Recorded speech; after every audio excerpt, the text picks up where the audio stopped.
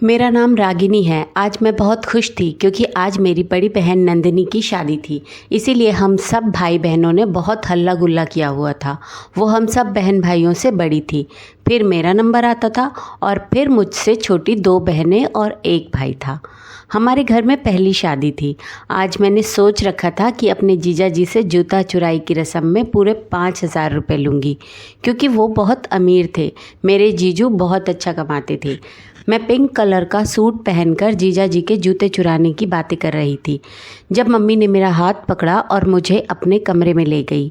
मैंने गौर किया तो मम्मी मुझे काफ़ी परेशान सी लग रही थी। उनकी आंखें सूजी हुई थी। ऐसा लगता था जैसे वो रो रही हैं। मैं बोली, मम्मी क्या बात है, सब ठीक है ना? मम्मी मेरे पूछने पर बच्चों की तरह फूट फूट कर रोने लगी थी। फिर मम्मी ने मेरे हाथ पर एक लेटर थमा दिया। मैंने जल्दी से वो लेटर खोल के देखा तो वो नंदिनी दीदी की तरफ से था।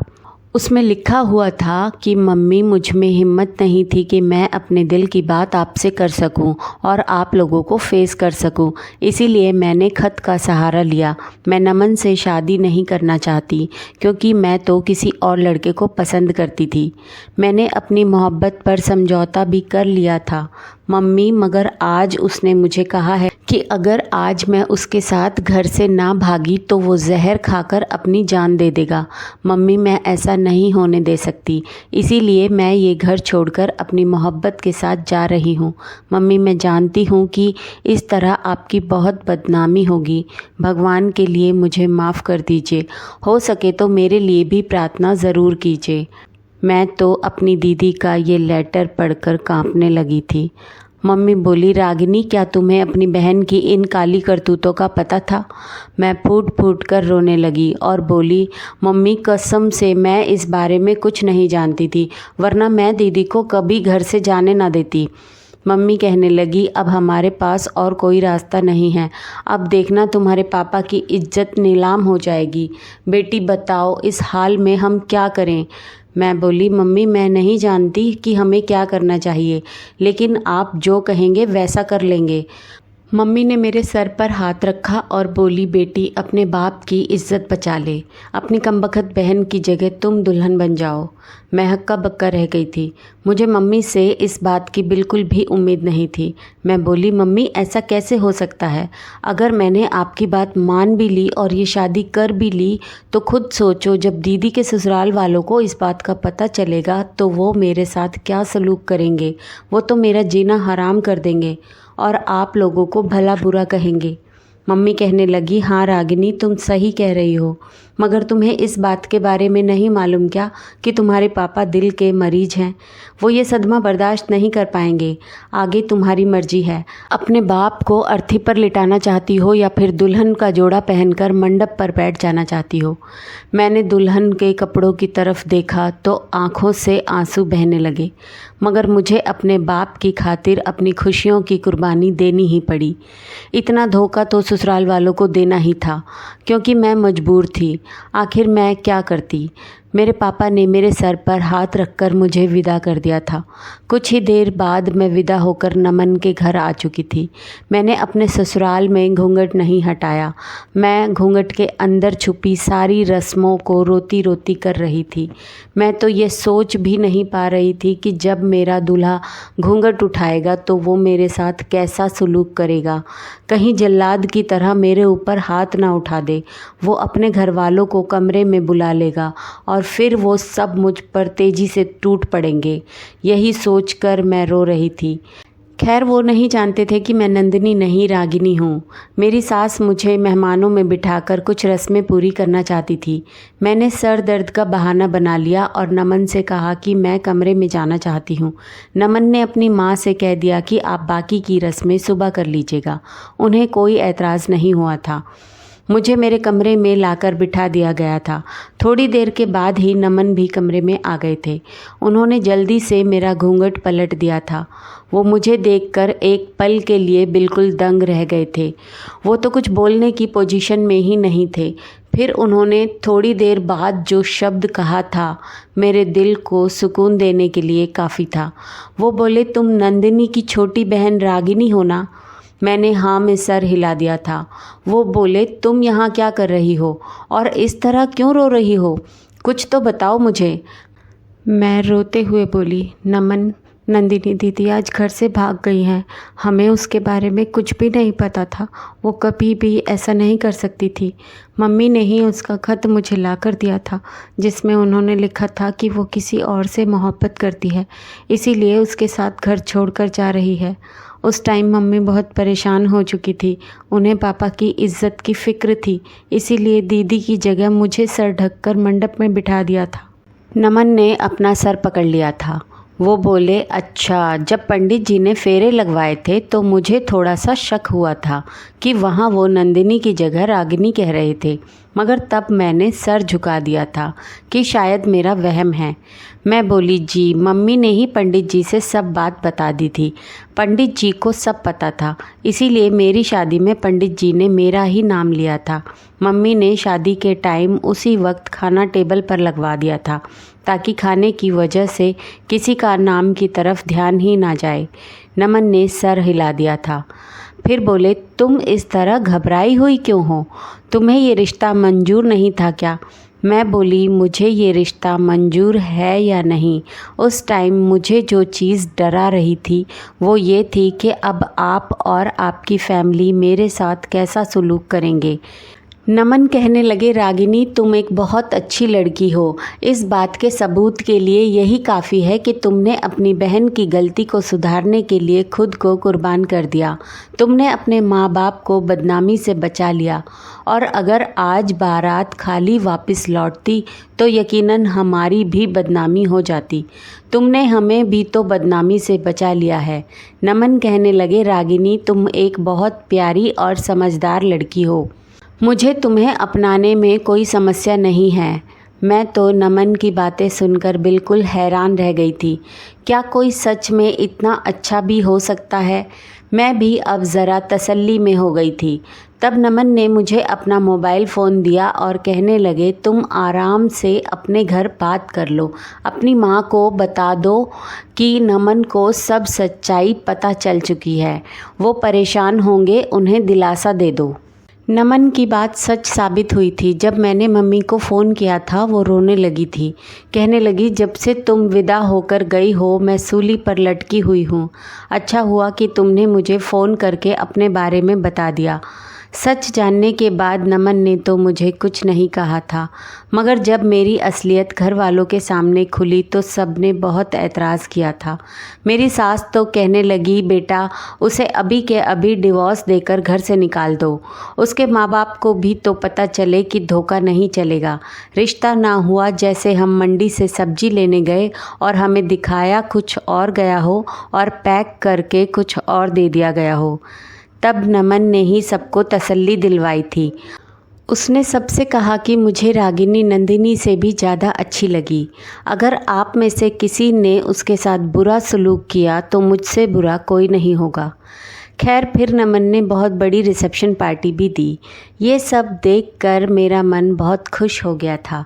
रिसेप्शन पार्टी के बाद सब मेहमान चले गए थे।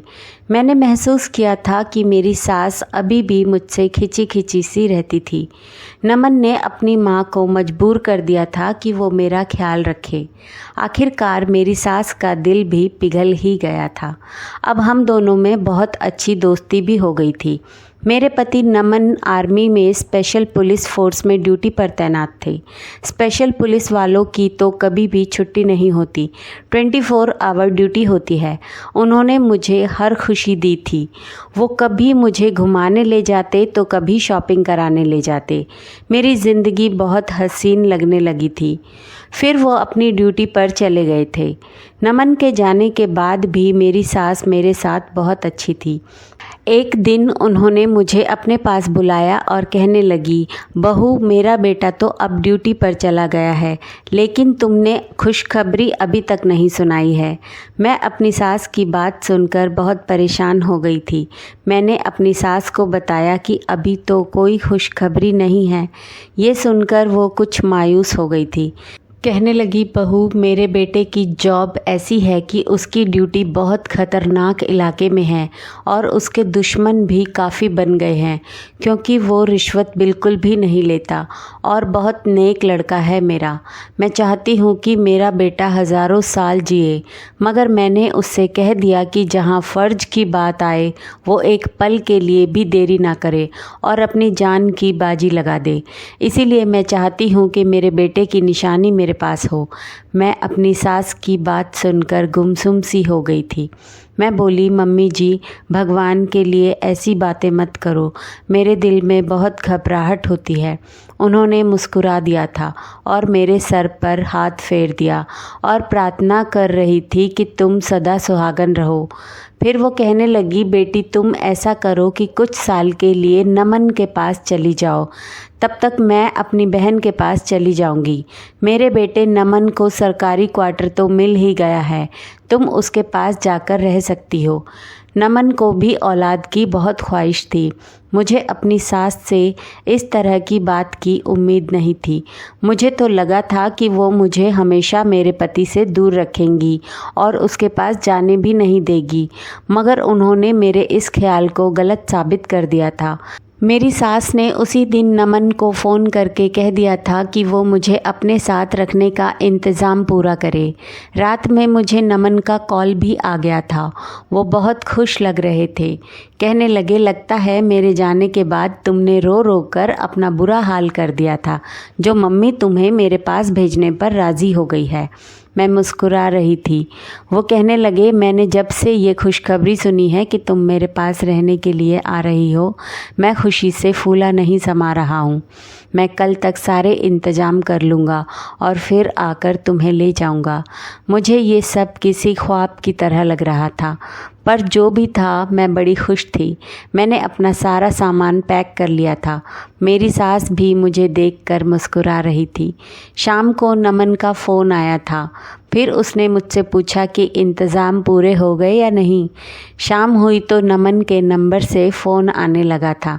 मैंने चहकते हुए कॉल उठाई। किसी ने हेलो कहा था, लेकिन हेलो मेरे नमन की आवाज़ तो नहीं थी। अचानक से मैं घबरा गई थी। मैं बोली, कौन? दूसरी तरफ से आवाज़ आई, आप नमन के घर से बात कर रही हैं? मैंने जल्दी से कहा, जी, उनकी पत्नी बात कर रही हूँ। फ़ोन पर कुछ देर के लिए वो चुप हो गए। फिर आवाज़ आई थी, आपको नमन की शहादत बहुत बहुत मुबारक हो। नमन अब इस दुनिया में नहीं है। ये शब्द मुझ पर गोली की तरह आकर लगे थे। मैं एकदम से ठहर गई थी।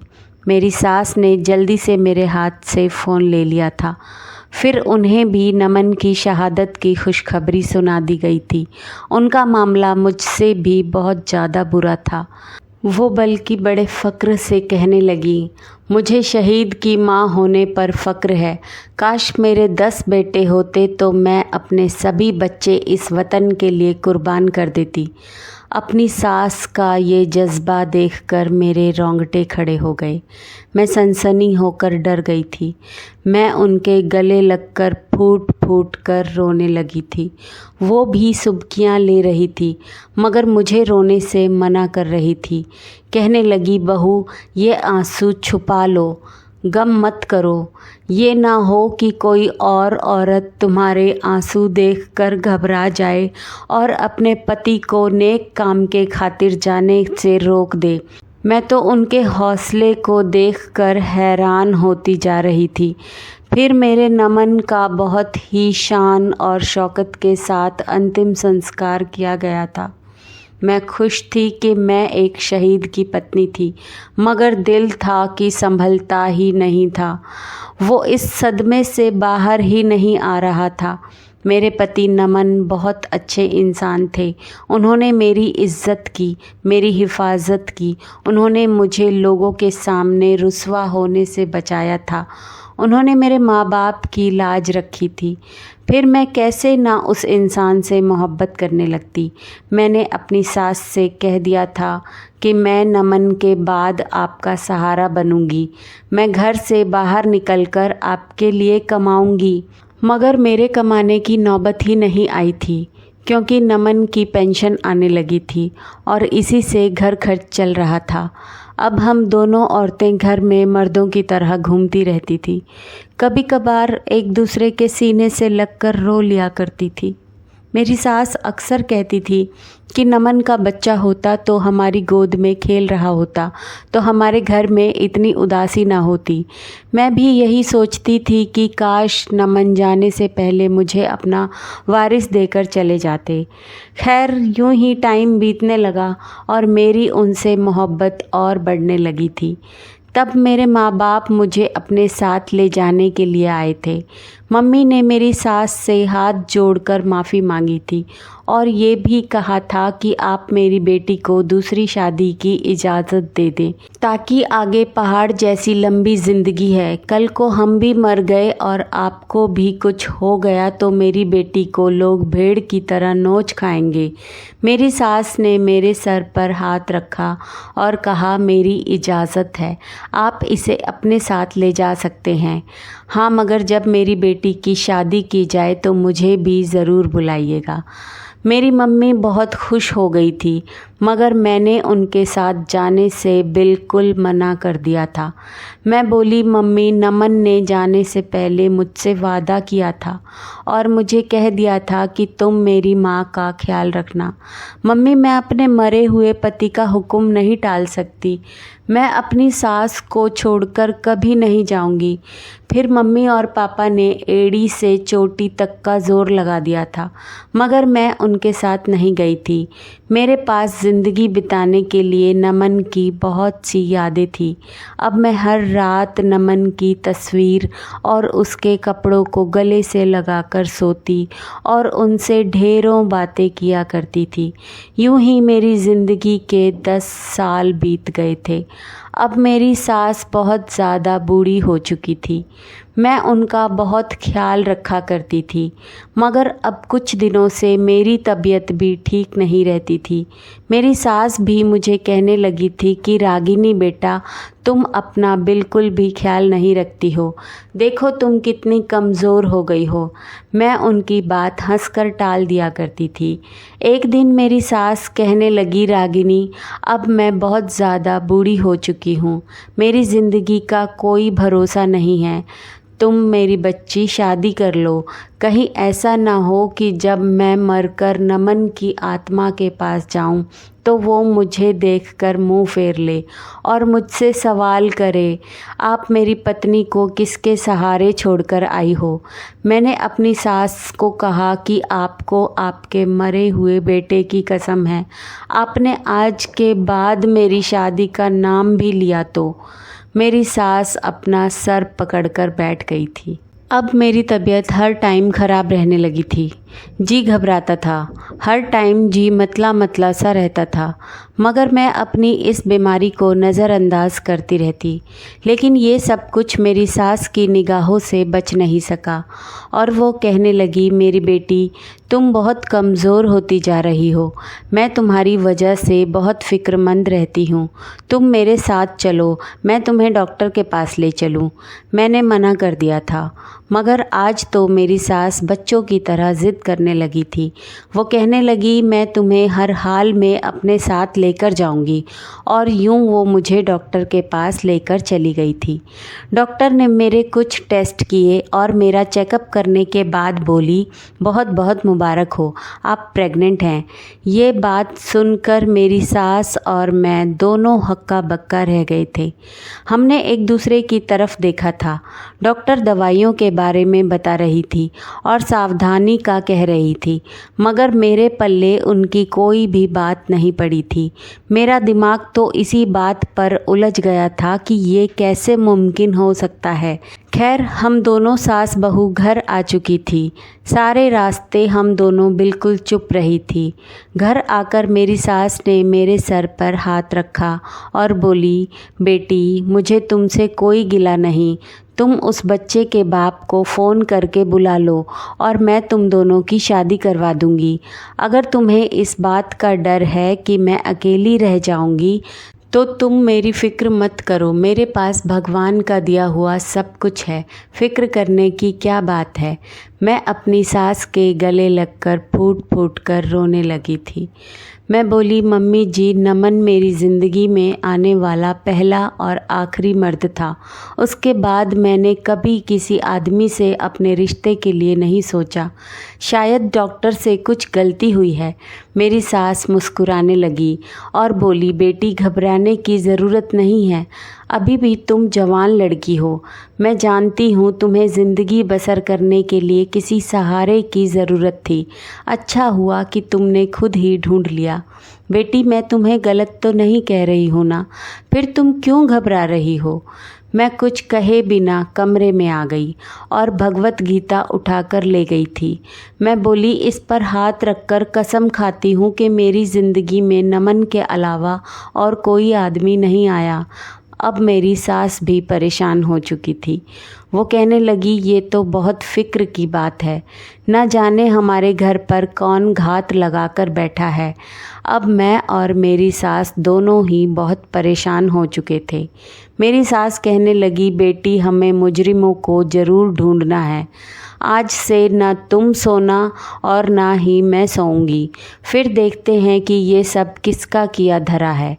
खैर, रात हुई तो मैं प्लान के मुताबिक अपने पति की तस्वीर और कपड़े अपने साइड पर रखकर सोने का नाटक करने लगी थी। करीब करीब रात के 2 बजे मुझे ऐसा महसूस हुआ था जैसे कोई आदमी मेरे कमरे में आया है।